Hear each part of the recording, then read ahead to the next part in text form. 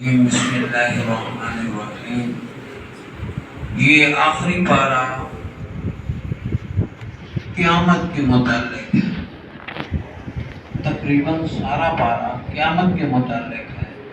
یہ 3 سوال آپ نے یاد رکھنے ہیں جس کے گرد یہ پارہ گھوم رہا ہے۔ پہلا سوال یہ ہے کہ نبی صلی اللہ علیہ وسلم نے جب دعوت کا آغاز کیا تھا تو اس نے یہ بات کہی تھی کہ لوگوں ایک رب کی عبادت کرو۔ رب کی عبادت وہ بھی کرتے تھے لیکن وہ رب کے ساتھ شریک ٹھہراتے تھے اور خدا بنائے ہوئے تھے۔ رب کی عبادت وہ بھی کرتے تھے۔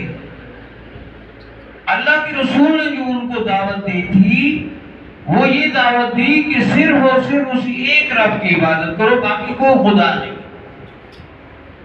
اس پر وہ برہم ہوئے۔ دوسری بات یہ تھی کہ وہ نبی صلی اللہ علیہ وسلم کی رسالت کو نہیں مانتے تھے۔ اس کا جواب بھی اس میں موجود ہے۔ اگر وہ رسول اللہ صلی اللہ علیہ وسلم کی رسالت کو مانتے تو ان کی چودراہٹ چلی جاتی، ان کی وڈیرہ شاہی چلی جاتی، ان کو پھر نبی صلی اللہ علیہ وسلم کی بات ماننی پڑتی، اپنی وہ ساری وڈیرہ شاہی ختم کرنی پڑتی۔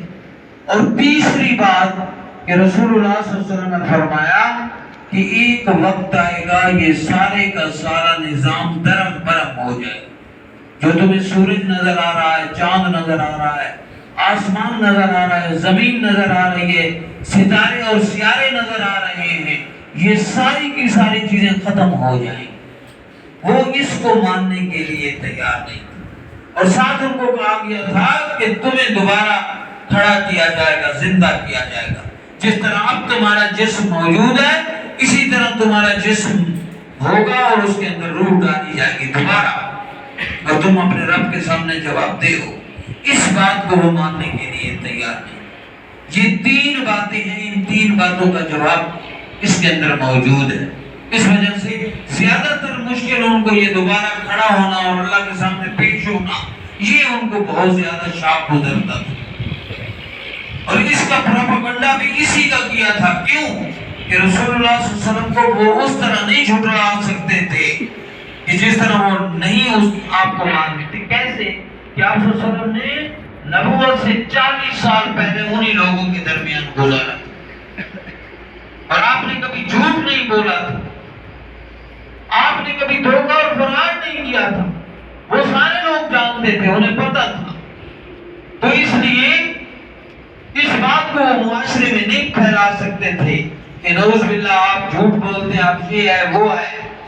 آخرت کے حوالے سے انہوں نے آپ صلی اللہ علیہ وسلم کو جھٹلایا کہ دیکھو جی یہ ایک نئی بات کرتے ہیں کہ ہم جب مر جائیں گے، ختم ہو جائیں گے، دوبارہ ہم زندہ کیے جائیں اور ہم اپنے رب کے ہاں پیش ہوں گے۔ کیونکہ اس چیز کو تو لوگوں کی آنکھوں نے نہیں دیکھا نا، اس لیے اس کا پروپیگنڈا ان لوگوں نے زیادہ کیا تھا۔ اور یہ جو ہے آخری بارہ زیادہ تر اسی وجہ سے قیامت کے متعلق پہلی صورت یہ ہے کہ انہوں نے یہی بطور استہزاء آپ صلی اللہ علیہ وسلم سے پوچھتے تھے، مذاق کے طور پر پوچھتے تھے۔ یہی پہلی آیت ہے۔ اللہ تعالیٰ نے فرمایا سورۃ نازعات، سورۃ نبا کے اندر کہ یہ اس بڑی خبر کے بارے میں پوچھتے ہیں، اس کے بارے میں سوال کرتے ہیں، اور بڑی خبر سے مراد قیامت ہے۔ اس قیامت کے بارے میں پوچھتے ہیں، اما یتساءلون عن النبأ العظیم الذی هم فیہ مختلفون، جس کے بارے میں وہ اختلاف کرتے ہیں، اس خبر کے بارے میں پوچھتے ہیں، اس کے بارے میں کہتے ہیں اچھا قیامت کب آئے گی، وہ کیسی ہوگی، پھر ہم زندہ کیے جائیں گے۔ یہ بطور استہزاء جو ہے نا وہ آپ صلی اللہ علیہ وسلم سے پوچھا کرتے تھے۔ تو اس کا جواب اللہ تعالیٰ نے یہاں دیا ہے کہ ہاں وہ وقت دور نہیں ہے کہ جب تمہیں کھڑا کیا جائے گا اور تم اپنے رب کے سامنے پیش ہوگے اور تمہیں پتہ چل جائے گا کہ دوبارہ تم زندہ کیے گئے ہو یا نہیں۔ اس کی وجہ سے بہت ساری مثالیں قرآن کریم کے اندر اللہ تعالیٰ نے بتا دی ہیں۔ بہت سارے وہ لوگ جو 309 سال سوئے تھے وہ بھی دوبارہ زندہ ہوئے تھے۔ تو وہ ساری چیزیں وہاں دلائل موجود ہیں اور اس پارے کے اندر بھی موجود ہیں۔ اس کے بعد سورۃ نازعات ہے۔ سورۃ نازعات کے اندر تھوڑا سا نقشہ کھینچا ہے کہ اللہ تعالیٰ کس طرح کام سپرد کرتے ہیں فرشتوں کے، اور فرشتے پھر کیا کام کرتے ہیں، وہ جان کس طرح نکالتے ہیں، انسان کی ڈوب کر نکالتے ہیں، غوطہ لگا کر نکالتے ہیں۔ یہ الفاظ موجود ہیں۔ والنازعات غرقا، غرقا کا مطلب ہے ڈوب کر، غوطہ لگا کر وہ جان انسان کی نکالتے ہیں۔ انسان کو تو پتہ ہی نہیں ہوتا، اس کو اتنا کمزور بنا دیا جاتا، وہ اپنی وہ حالت بھی نہیں کسی کو بتا سکتا۔ یہ کیفیت اس پر تاری ہوتی ہے۔ پھر ان کے بارے میں کہا کہ جو اللہ تعالیٰ ان کے سپرد کام لگاتے ہیں وہ فضا کے اندر تیرتے پھرتے ہیں اور ایک دوسرے سے سبقت لینے کی کوشش کرتے ہیں۔ فالسابقات سبقا فالمدبرات امرا، اور اپنے ان کاموں کی تدبیر کرتے ہیں، تدبیر کرتے ہیں کہ کس طرح ہم اس کو سر انجام دیں، کیونکہ وہ اللہ کے حکم کو منوان مانتے ہیں۔ تو اس وجہ سے اللہ تعالیٰ نے ان کا کچھ نقشہ کھینچا ہے، کہا کہ تم نہ مانو، میں نے تو یہ سارے کام ان کے سپرد کیے ہوئے ہیں اور تم کہیں بھاگ بھی نہیں سکتے۔ اور پھر اس کے بعد سورۃ عبس ہے۔ سورۃ عبس یہ اس وقت نازل ہوئی کہ جب آپ صلی اللہ علیہ وسلم مشرکین مکہ کو، قریش مکہ کو، ان کے بڑے بڑے سرداروں کو لے کر بیٹھے ہوئے تھے اور ان کو واضح نصیحت کر رہے تھے، اور دلی کیفیت یہ تھی کہ یہ اسلام کو قبول کر لیں تو اسلام کو تقویت مل جائے۔ اسی دوران حضرت عبداللہ ابن ام مکتوم، یہ نابینا صحابی تھے، ان کی نظر نہیں تھی، آنکھیں نہیں تھی، یہ آئے، ان کو تو نہیں پتا تھا کہ کون کون بیٹھے ہیں کیونکہ نظر تو نہیں آتا تھا، تو آ کر انہوں نے اپنی بات شروع کر دی۔ جب اپنی بات شروع، اس کے بارے میں مختلف روایات میں آتا ہے کہ وہ کسی آیت کا ترجمہ پوچھ رہے تھے، اس کی وضاحت پوچھ رہے تھے، یا وہ کوئی نصیحت والی بات پوچھ رہے تھے کہ میں کس طرح اللہ کے ہاں کامیاب ہوں گا، یہ باتیں پوچھنا چاہ رہے تھے۔ اس بات کو اللہ کے رسول نے ناپسند کیا کہ میں لوگوں سے گفتگو کر رہا ہوں اور انہوں نے آ کر درمیان میں اپنی بات شروع کر دیا، لیکن اللہ کو یہ بات پسند نہ آئی۔ دیکھو اللہ تعالیٰ کس طرح کون سے الفاظ سے بتاتے ہیں۔ اللہ تعالیٰ نے فرمایا عبس وتولا، عبس تیوری چڑھائی، کیونکہ اس کو ناپسندی کا اظہار کیا تھا نا، اور جب کسی چیز کو بندہ ناپسند کر رہا ہوتا ہے تو یہ ماتھے کے اوپر پر لاتے ہیں، پر لاتے ہیں، تو اس کو اللہ تعالیٰ ان الفاظ سے بیان کرتے ہیں۔ عبسا تیوری چڑھائی، وتولا اور منہ پھیر لیے، ان جاءہ الاعمی کہ آیا ایک آپ کے پاس نابینا، اعمی کہتے ہیں نبینے، وہ نبینا شخص آئے تھے، لیکن اللہ تعالیٰ نے پھر فرما دیا اپنے پیغمبر کو کہ میرے پیغمبر ہمیں ان سرداروں کی ضرورت نہیں ہے جن کی آپ منتیں کر رہے ہیں، جن کے لیے آپ لگے، ہدایت میرے ہاتھ میں ہے۔ وہ جو جس کے اندر طلب ہے، جات ہے، جو پاک ہونا چاہتا ہے، جو اچھا راستہ اختیار کرنا چاہتا ہے، اس کی طرف روک کرے۔ یہ اللہ تعالیٰ نے اس صورت کے اندر اس کے نزول کا سبب بھی یہی ہے، اور اس پر اتفاق ہے تمام کا کہ یہ آیات حضرت عبداللہ ابن ام مکتوم کے حوالے سے نازل ہوئی، اتاری گئی۔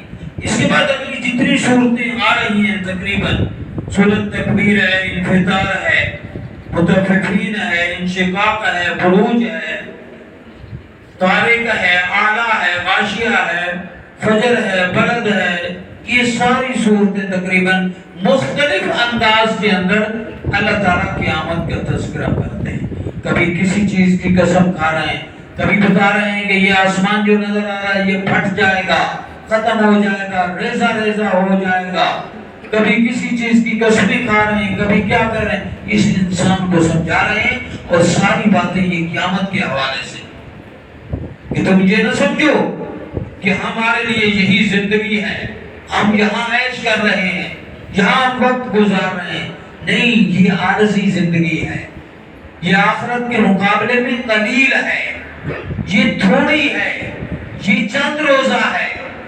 آخرت کی زندگی انتہائی طویل زندگی ہے، وہاں تو موت نہیں آئے گی، موت پر موت آ جائے گی۔ جو گناہگار ہوں گے وہ ہمیشہ کے لیے جہنم میں رہیں گے، کافر ہوں گے، اور جو نیکوکار ہوں گے ان کے لیے جنت ہوگی۔ یہ مختلف انداز کے اندر ان صورتوں میں بتایا گیا، اللہ تعالیٰ نے بتایا ہے۔ اس کے بعد سورۃ شمس ہے، اس کے اندر نیکی اور بدی کا فرق بتایا ہے۔ اللہ تعالیٰ نے نیکی اور بدی کا فرق بتایا ہے کہ نیکی کیا چیز ہے اور بدی کیا چیز ہے۔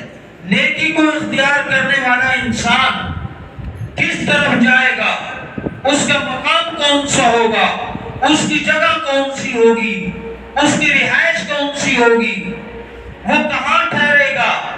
جو نیکی اختیار کرنے والا ہے، جو راہ راست پہ آنے والا ہے، اور جو بدی اختیار کرنے والا ہے، اس کی جگہ کیسی ہوگی، وہ کس طرح رہے گا، ان کے لیے کیا کیا مشکلات ہوں گی، وہ ساری چیزیں اللہ رب العزت نے بتا دی ہیں۔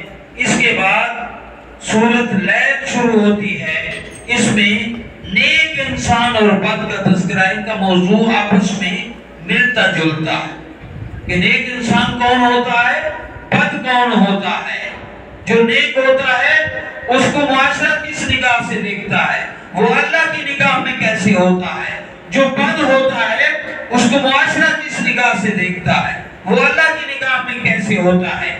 اس کے بعد سورۃ ضحیٰ شروع ہوتی ہے، اور سورۃ ضحیٰ کے اندر دراصل یہ وہ صورت ہے کہ کچھ عرصے کے لیے نبی صلی اللہ علیہ وسلم پر وحی کا سلسلہ بند ہو گیا تھا، وحی کا سلسلہ بند ہو گیا تھا۔ اس پر مشرکین مکہ نے عجیب عجیب باتیں کی تھی۔ اللہ تعالیٰ نے یہ صورت اتار دی کہ آپ کو پریشان ہونے کی ضرورت نہیں ہے، آپ کے لیے سارے وسائل موجود ہیں۔ اور پھر اس کے بعد جو ہے سورۃ الشرح شروع ہوتی ہے، علم نشرح، کہ وہ کس طرح جو اللہ تعالیٰ انسان کا سینہ کھولتے ہیں۔ پھر اس کے بعد سورۃ تین ہے، اس میں پھلوں کی قسم کھائی گئی ہے، مختلف چیزوں کی اللہ تعالیٰ نے قسم کھائی ہے۔ اس کے بعد سورۃ علق ہے، اس کا تو آپ کو پتہ ہے، یہ پہلی وحی جب نازل ہوئی غار حرا کے اندر، کیا اللہ رب العزت نے کہا اپنے نبی صلی اللہ علیہ وسلم کو، اور میں نے یہ سارا واقعہ بتایا تھا کہ آپ نے فرمایا انا لا بقاری، میں پڑھا ہوا نہیں ہوں، پھر کہا اقرا، پھر آپ نے یہی بات ارشاد فرمائی، بالآخر آپ کانپتے ہوئے گھر آئے اور کہا حضرت خدیجہ کو زملونی زملونی، مجھے کمبل اڑاؤ، مجھے کمبل اڑاؤ، مجھے سردی لگی ہے، اور کانپ رہے تھے، اور سارا وہ واقعہ بتایا۔ حضرت خدیجہ نے آپ کو تسلی دی اور اپنے چچا زاد ورقہ بن نوفل کے پاس لے کر گئی اور یہ ساری بات کی۔ تو اس ورقہ بن نوفل نے آپ کو پاؤں سے لے کر سر تک دیکھا، بار بار دیکھا، اور پھر کہا اے کاش کہ میں اس وقت تک زندہ رہوں اور میرے اندر طاقت ہوتی تو میں تیرا ضرور جو ہے دفاع کرتا جب آپ کی قوم آپ کو مکہ سے نکال دے۔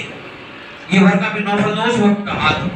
تو آپ صلی اللہ علیہ وسلم حیران ہوئے کہ میری قوم مجھے مکہ سے نکال دے گی؟ کہا ہاں، کہ جو میں آپ پر یہ وحی کی بات سن رہا ہوں، اسی طرح جس نبی پر بھی ایسی وحی آئی ہے اس کا حشر یہی ہوا ہے، اس کی قوم نے اس کے ساتھ وہی کیا ہے، اور آپ بھی انتہائی برگزیدہ ہیں لیکن آپ کی قوم آپ کو تسلیم نہیں کرے گی۔ اور وہی ہوا کہ آپ صلی اللہ علیہ وسلم پھر ہجرت پر مجبور ہو گئے۔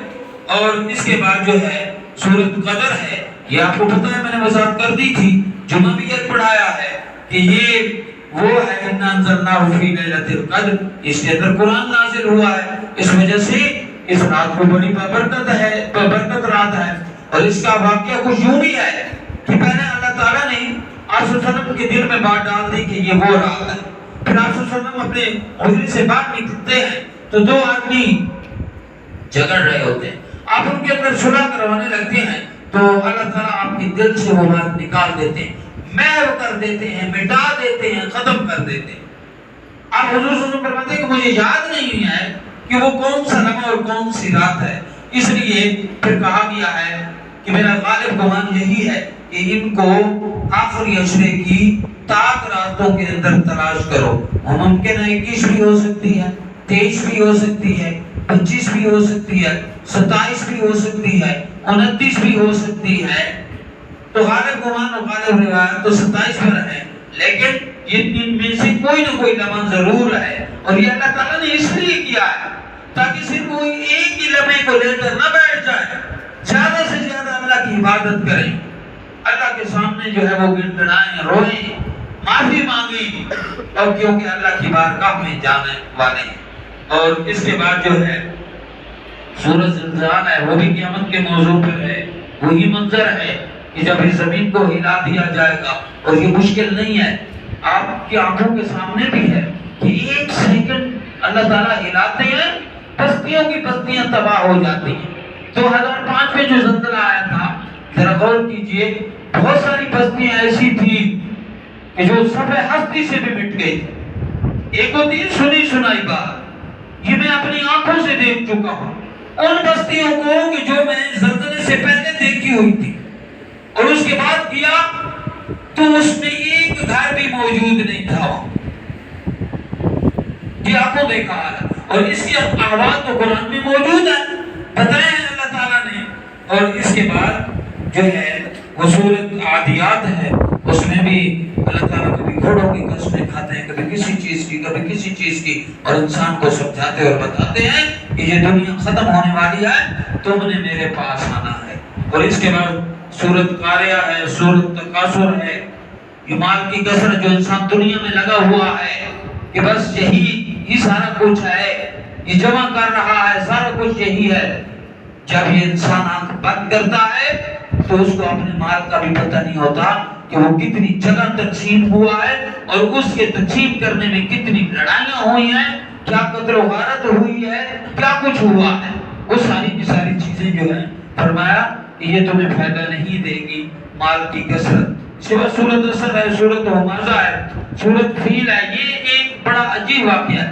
یہ جو سورۃ فیل ہے، یہ واقعہ نبی صلی اللہ علیہ وسلم کی پیدائش سے صرف 50 دن پہلے کا، اور 2 ماہ بعد تھے، آپ کی پیدائش سے صرف 50 دن پہلے کا یہ واقعہ ہے کہ ابرہ بادشاہ خانہ کعبہ کو گرانے کے لیے آئے۔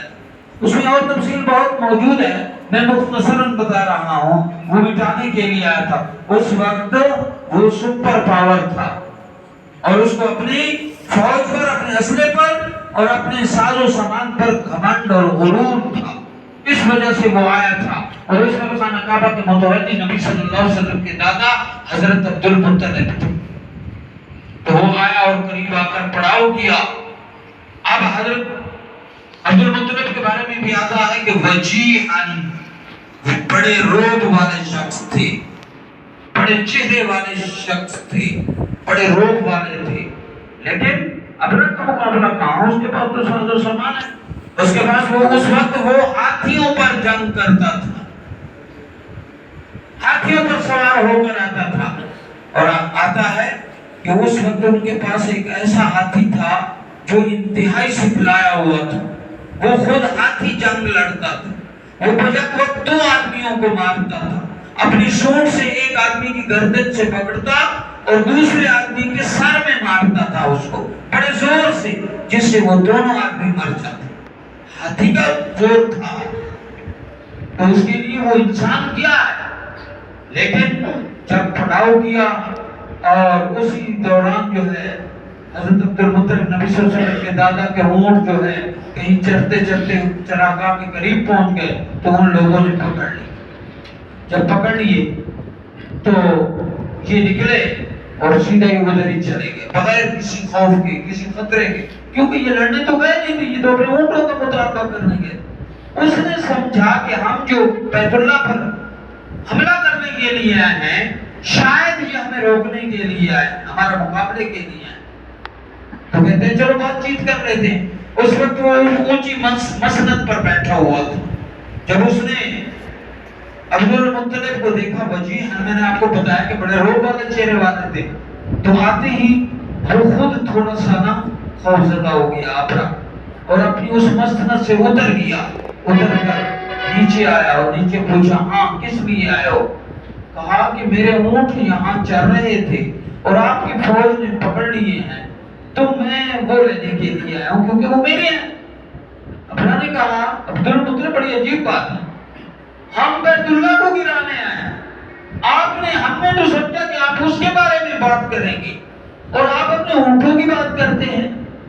تو اس وقت عبد المطلب نے کہا کہ دیکھو اونٹوں کا مالک میں ہوں، میں نے ان کا مطالبہ کرنا ہے، اور اشارہ کیا تھا کہ بیت اللہ کا مالک وہ ہے، اللہ کی طرف اشارہ کیا، کہا کہ وہ ہے، وہ حفاظت کرنا جانتا ہے، اسے پتا ہے کہ میں نے اپنے گھر کی حفاظت کیسے کرنی۔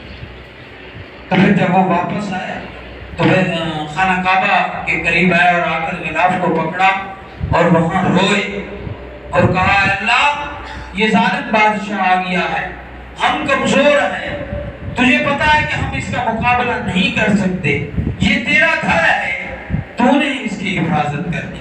اور اپنی قوم کو کہا کہ پہاڑوں پر چڑھ جاؤ، ہم ان کا مقابلہ نہیں کریں۔ وہ پہاڑوں پر قوم چڑھ گئی اور ادھر اس نے ارادہ کیا کہ میدان صاف ہو گیا ہے، کیونکہ مخبر درمیان میں رہتے تھے کہ میدان صاف ہو گیا ہے، چلو بیت اللہ کو جا کر گرا دو۔ وہ وہاں سے اٹھے، ادھر اللہ کا حکم آ گیا ہاتھیوں کو کہ یہ جگہ جو ہے نا اس سے ایک قدم بھی آگے نہیں جانا۔ وہ مارتے ہیں ہاتھیوں کو، ہاتھی پیچھے چلتے ہیں، بیت اللہ کی طرف نہیں چلتے۔ بہت مارا، بہت مارا، حتیٰ کہ ابر اپنی ہاتھی سے نیچے اتر آیا اور کہا کہ میں دیکھتا ہوں یہ کیسے نہیں چلتا۔ تو ہاتھی کو مارا مگر ہاتھی نے ایک قدم بھی آگے نہ اٹھا۔ کیوں؟ کہ جو ہاتھیوں کا خالق ہے، جس نے ہاتھیوں کو پیدا کیا ہے، اسی کا حکم ہے ہاتھیوں کو کہ نہیں جانا۔ پھر ہاتھیوں کی کیا ضرورت کہ وہ چلے جائیں؟ اس نے تو آگ کو حکم دیا تھا ابراہیم کو نہیں جلانا، آگ نے نہیں جلایا تھا، تو کیسے ہاتھی آگے جاتے؟ چنانچہ اللہ تعالیٰ نے حکم دے دیا ابابیل کو۔ ابابیل چھوٹے چھوٹے پرندے تھے جو ہے کنکریاں اپنے منہ میں لے کر آئے، اور وہ کنکری کتنی ہوتی ہے اور وہ کتنی دور سے برسا رہی تھی، وہ کیا انسان کو نقصان پہنچاتی، لیکن ان کنکریوں کو حکم تھا اللہ تعالیٰ کا کہ ان کا وہ کام کرنا ہے جو بڑی بڑی طاقتور چیزوں نے نہیں کیا۔ تو روایت میں آتا ہے کہ انہوں نے ان کنکریاں جب برسائیں تو وہ جیسے آتی تھی اوپر، اگر وہ سائڈ پر جا رہی ہیں تو اس انسان کو چیرتی ہوئی جاتی، نیچے ہاتھی کو بھی چیرتی ہوئی جاتی۔ فَجَعَلَهُمْ كَعَصْفٍ مَّأْكُولٍ، ماکول کہتے ہیں چبایا ہوا جو نوالا ہوتا ہے، کھایا ہوا جو نوالا ہوتا ہے۔ یا تھریشر کے اندر آپ گندم ڈالتے ہیں تو بھوسا تھوڑا تھوڑا ہو کر ایک طرف جاتا ہے، وہ کیفیت بتائی ہے کہ اللہ تعالیٰ نے ان کا حشر یہ کر دیا تھا۔ اور پھر اس کے بارے میں تحقیق کی گئی تھی کہ آخر وہ تھا کیا کہ جس نے اس طرح کر دیا تھا۔ جب اس کی تحقیق کی گئی تو ان پتھروں میں یورینیم موجود تھا، اور آپ کو پتا ہے کہ اسی کا ایٹم بم بنتا، یورینیم استعمال ہوتا، اور وہ بھی انسان کو تہس و نہس کر دیتا، کچھ نہیں چھوڑ۔ تو اس طرح جو ہے اللہ تعالیٰ نے ان کا حشر کیا تھا۔ اور اس کے بعد جو ہے سورۃ قریش ہے، سورۃ معون ہے، سورۃ کوثر ہے، اس کے اندر بھی اللہ تعالیٰ نے بتایا ہے کہ ہم نے آپ کو خیر کثیر عطا کی ہے۔ وہ جو نبی صلی اللہ علیہ وسلم کے جب بیٹے حضرت ابراہیم فوت ہوئے تو وہ خوش ہونے لگے، مشرکین مکہ۔ انہوں نے کہا دیکھو، اس میں اس وقت ایک لفظ استعمال ہوتا تھا جس کو ابتر کہتے تھے، اور ابتر کا مطلب ہوتا تھا دم کٹا، اور دم کٹا کا مطلب ہوتا تھا کہ جس کی نسل ختم ہو گئی ہو۔ ظاہر ہے جب اولاد نرینہ باقی نہ رہے تو نسل نہیں رہتی، تو اس وقت یہ ان کی زبان پر الفاظ شروع ہو گئے کہ نعوذ باللہ من ذالک، کہ محمد صلی اللہ علیہ وسلم ابتر ہیں، اب ان کی نسل بھی باقی نہیں رہی، یہ ختم ہو جائیں گے۔ اللہ نے اس کے جواب میں یہ سورت نازل کی کہ اے پیغمبر آپ کو پریشان ہونے کی ضرورت نہیں ہے، ہمیں آپ کو خیر کثیر عطا کی ہے، اور تیرا دشمن ہی بے نام و نشان رہے گا، اور اس کا نام لینے والا کوئی نہیں ہوگا، اور یہ خود دم کٹا۔ یہ جواب دیا تھا اللہ تعالیٰ۔ اس کے بعد سورت کافرون ہے کہ پیغمبر صلی اللہ علیہ وسلم نے بتا دیا تھا کہ تم جن کی اطاعت کرتے ہو ہم ان کو نہیں مانتے، اور جن کے تم ہمیں کہتے ہو ہم نہیں مانتے۔ اور پھر جو ہے سورۃ نصر ہے، اس کے اندر جو ہے اللہ تعالیٰ نے بتایا ہے کہ ایک وقت آنے والا ہے کہ جب لوگ فوج در فوج داخل ہوں گے دین کے اندر۔ اس کے بعد سورۃ اللہب ہے، آپ کو پتا ہے، میں نے اس کی بھی وضاحت کی ہوئی ہے کہ وہ جو ہے ابو لہب نے جب کہا تھا تو اللہ تعالیٰ نے اس کے جواب میں یہ سورۃ نازل کی کہ تیرے ہاتھ ٹوٹ جائیں، تو تباہ و برباد ہو جائے، تو میرے پیغمبر کو یہ کہتا ہے۔ اس کے بعد سورۃ اخلاص ہے، اس میں تو بالکل ہی وحدانیت ہے، اللہ تعالیٰ کو ایک ماننے کا۔ یہ جو سورج سرچشمہ ہے، اس سے پورا کفر عالم پریشان تھا کہ یہ کیا کہہ رہے ہیں کہ اللہ ایک ہے، اسی کی عبادت کرنی ہے۔ اس کے بعد معوذتین ہے، یعنی دو صورتیں، قل اعوذ برب الفلق اور قل اعوذ برب الناس، ان کو معوذتین کہتے ہیں۔ اور یہ صورتوں کا شان نزول بھی بڑا عجیب ہے کہ نبی صلی اللہ علیہ وسلم پر جادو کا اثر ہو گیا اور آپ صلی اللہ علیہ وسلم کمزور ہوتے چلے گئے، کمزور ہوتے چلے گئے۔ اللہ تعالیٰ نے پھر آپ کو بتا دیا کہ آپ پر جادو کیا گیا ہے اور وہ فلاں کنویں کے اندر ہے، آپ صحابہ کو بھیج دیں، اس کنویں کے اندر اتار دیں۔ آپ کے کنکھی کے بال لیے گئے تھے اور ان کو گرا دی گئی تھی اور ان پر جادو کر کے جو ہے وہ کنویں کے اندر رکھ دیا گیا، اس کے اوپر ایک اینٹ رکھ دی گئی ہے، اس کو اٹھوا دیں۔ نبی صلی اللہ علیہ وسلم نے اٹھوا دیا، اور ان دونوں صورتوں کی جتنی آیات ہیں اتنی ہی گرہ موجود تھی۔ اللہ تعالیٰ نے حکم دیا اپنے پیغمبر کو کہ ایک ایک گرہ بھی کھولتے جاؤ اور آیت بھی ساتھ ساتھ پڑھتے جاؤ۔ جب آخری گرہ آپ صلی اللہ علیہ وسلم نے کھولی تو آپ صلی اللہ علیہ وسلم حشاش بشاش ہو گئے، آپ صلی اللہ علیہ وسلم خوش و خرم ہو گئے اور وہ اثر زائل ہو گیا۔ تو یہ چیزیں ہیں، یہ علم ہے، لیکن ان کو اختیار کرنے والا دائرہ اسلام سے خارج ہوتا ہے، جو دوسرے مسلمانوں کو، جو دوسری انسانیت کو اس سے نقصان پہنچا۔ اس وجہ سے ہمیں ہر کسی کے ساتھ، دشمن کے ساتھ بھی آپ صلی اللہ علیہ وسلم نے تو بھلائی کا رویہ اختیار کیا ہے، برائی کا رویہ اختیار نہیں کیا۔ اس وجہ سے ہمیں چاہیے کہ ہم ہر معاملے کے اندر اللہ اور اس کے رسول کی اطاعت کریں گے تو تب ہمارے لیے فلاح ہوگی۔ اللہ رب العزت سے دعا ہے کہ اللہ تعالیٰ ان باتوں پر عمل کرنے کی توفیق عطا فرمائے۔